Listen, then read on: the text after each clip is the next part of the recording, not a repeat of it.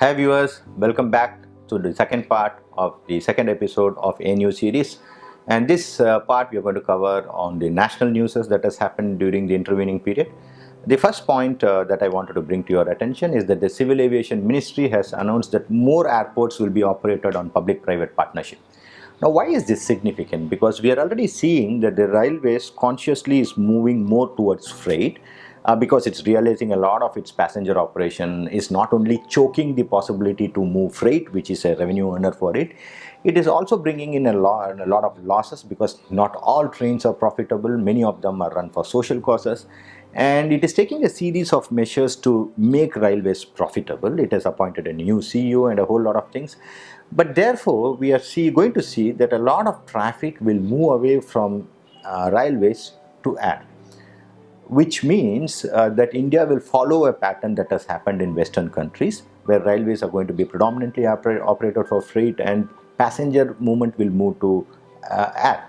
And which means that a lot of the second tier and third tier cities will need to be connected and on a shorter distance to a nearby airport. And this all cannot be done just by Airport Authority of India on its own.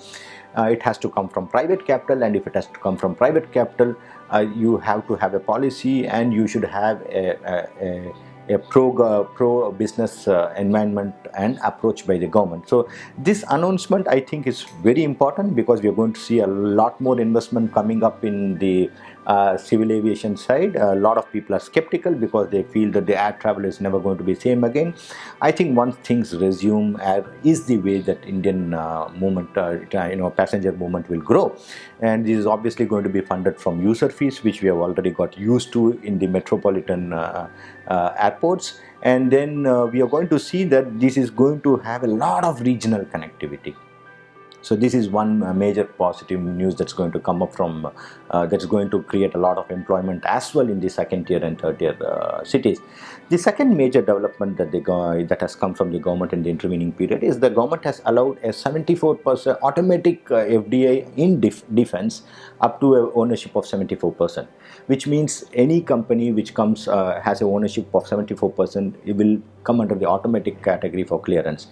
This is once again very crucial from the perspective from India's self-reliance on defense items. We know India has always been a major importer of defense armaments, and India had actually a very strong armament industry before World War, but somehow due to negligence, neglect, and not focusing much on innovation, we have lost out the market. And now we need modern equipments to fight a threatening neighbor, and also the fact that the government is focusing on more employment generation from industries within India. This is going to aid a lot of the foreign companies to come and set up shop in India. They will not only bring technology, they will bring in capital, and then a lot of employment can be generated from this. And most importantly, going forward, the Indian defense procurement system can happen in rupee terms rather than in dollar terms, which can also play a very strategic, play out very strategically, because we'll have the foreign exchange reserves available to us, and there will be a constant upgradation of knowledge amongst the Indian people. The third thing is very peculiar, is that the government for the first time has taken up very seriously the need to have brands for some of its major export. We saw that we have already been having a fight with Pakistan with respect to the GI tagging of basmati rice and a whole lot of things, with some of our neighbors who wanted to usurp our, the GI tags. But what has happened in the recent time is this government has gone ahead and has decided to brand the Indian cotton. Now they have decided to brand it under the name of Kasturi, which will represent whiteness, brightness, softness, purity, luster, uniqueness, and very importantly, Indianness. The idea is to offer the premium grade of Indian cotton under this brand. Now we have to remember that cotton growing is a very important livelihood, because there are close to some 6 million cotton growers in India. India is the second largest producer of cotton in the world, and it's the third largest exporter. And our cotton, some of the cotton that is grown in the Surat region of Gujarat, is considered to be as good as the American cotton by the industry standards, because we have an agroclimatical conditions very similar to that, and it can therefore, this Kasturi brand can become a very important brand for promoting Indian cotton. The fourth item, which is of significance, is that with effect from 1st September 2020, import of toys will have to go through mandatory quality testing. While it has been termed that the objective is to actually reduce import of non-critical item, and to also reduce the toxic waste pile up in India. But we all actually know what the reason is, because every small things, including toys, which could actually be made in India, are now completely imported from China. So government has been over this period trying to reduce this dependence on a lot of key and critical items. The last episode we talked about the active pharmaceutical ingredients. Now it's about the toy industry. So this is another positive step, but the objective is basically to reduce the import of non-critical items into the country. Another very important step that has been taken by government is that they have allowed sale of electric vehicles without pre-fitted battery. Now, why is this significant? Because anyway, the government has an intention to, promote EVs. But if it has to be successful, EVs have to be affordable. Now, batteries constitute more than 50% of the cost of the EVs. And now the idea of the government, if you de-link both, it is possible that the people, the cost of EVs will come and it will become on par with the combustion engine vehicles. And there is also a possibility a completely new line of industry comes where people could buy or use batteries as a service. So you can have a lot of companies which offer batteries on subscription model, and this will reduce the entry cost of entry cost for electric vehicles and offer new business models where people can offer battery as a service. This I think is a very good development that can happen, because we need to go for the two-wheelers and three-wheelers would be the early adopters, and their price is a very significant factor. We have also had the fourth edition of Ease of Doing Business results coming out. Now, Ease of Doing Business is basically a ranking that is issued by the Department of for Promotion of Industries and Internal Trade. We have had some interesting developments in this. The first thing is that Andhra Pradesh retains its #1 position, but that's not very important. We have had a lot of new inclusions and deletions from the last year's point system, and we have seen that the Uttar Pradesh has moved up nearly 10 points to come second. Haryana, which was in third, has moved on substantially. Now, why has this happened? The government has tweaked, a couple of factors which it feels is of significance as we move forward. One of the things that they have bought in this time was to map or see how the states have fared with respect to ensuring allotment of industrial area and providing that service through a single window system, and facilitating an online application submission, payment and tracking of this entire status of approvals. This is something that many states have been promising for quite some time. Center also has been trying to provide a single window system. Now, bringing it into the factor for a point system where you are assessed for ease of doing business, I think it's a very important system, because it just channels that energy towards providing it just not by lip service but by actual service.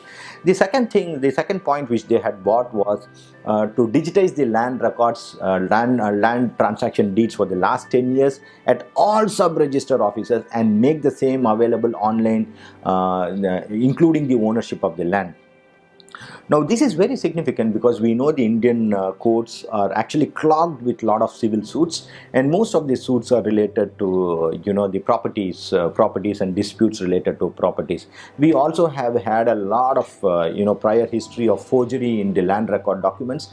Now, when you digitize the entire transaction for the last 10 years, there are a couple of places where it's going to have relevance apart from the Indian courts, and you're going to have the financial institutions not getting cheated by forgery, and you're also not going to have gullible public buying a land which is actually not where the seller is not true. So bringing a kind of focus into the digitization of land transaction records is going to have an impact on a whole lot of things. but they have been able to sweetly, the government has been beautifully able to do it, trying to map it with an ease of doing business. It has been questioned by a few, but I personally feel by bringing it here, it's good, because industries and corporates are also large buyers of land, and infrastructure projects also require a large amount of land. So reducing proactively the possibilities of forgery and legal challenges in these documents is going to help in faster completion of infrastructure projects and industrialization of the country. The third thing that they have been able to bring in the ease of doing business is that they have actually gone ahead and tried to include a feedback score. So it will not only be sufficient if the state governments promise, they will also be measured on the actual feedbacks received from the actual users of services and stakeholders who are supposed to be the beneficiaries of this reform. So I think it's good time that we are having these kind of approaches to services that the government is supposed to give, and this is actually seriously taken by the states, and many states today are trying to vie with each other and see whether they can come out on top. Another very interesting development which has quietly happened over a period of time is we have a 4-year-old marketplace for government's e-procurement, Government of India's e-procurement system. It's also called as government's Amazon.com. But basically the whole system was created to help ministries and state companies connect with sellers across the country to buy computers, chairs, or any other thing. Now, the Indian government's move to shift this 400 billion public procurement to online is going to have a very positive impact, because what's going to happen is you're not only going to have the rating for the suppliers, it's going a transaction price once struck by one of these corporations or a state government is going to be available to all the other states, all the other state corporations and central corporations. So good vendors are going to have their grading systems. They are also going to, because they are able to give a better price efficiency, they are also going to have an enhanced business. Most importantly, it is going to bring the entire government procurement system on a very transparent platform.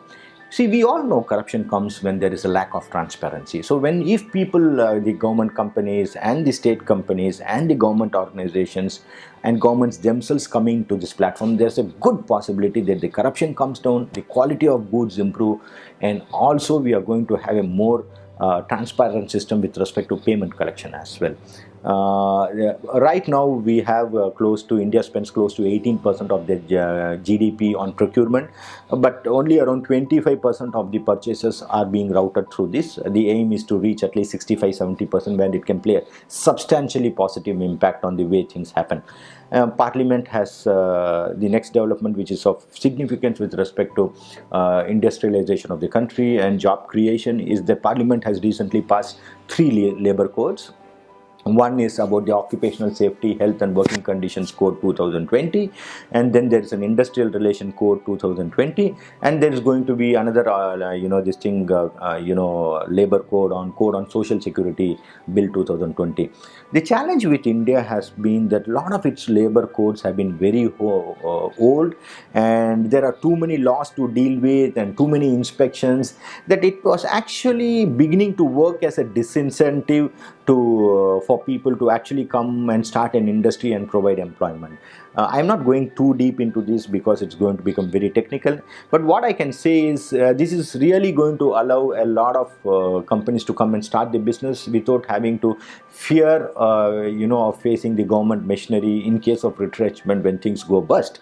That's a very positive development, though the way it has been pushed in has been questioned, but I think it's still a very positive development.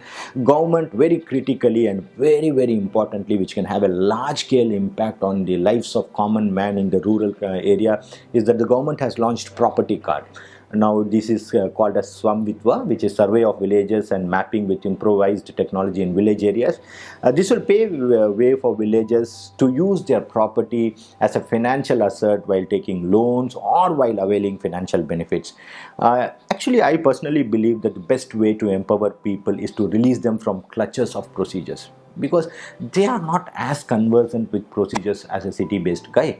So empowering them actually is by liberating them. I personally feel that this property card will actually liberate a lot of people, because you just show the card, it shows that you are the authentic owner of a property and you can use it to take loans. Once again, viewers, thank you so much for watching. Please wait. In a few days we will have the third part of the second episode getting loaded, and there we will cover a lot more on the government policies from the state side. Thank you. Till we meet again, stay safe and stay healthy. Thank you.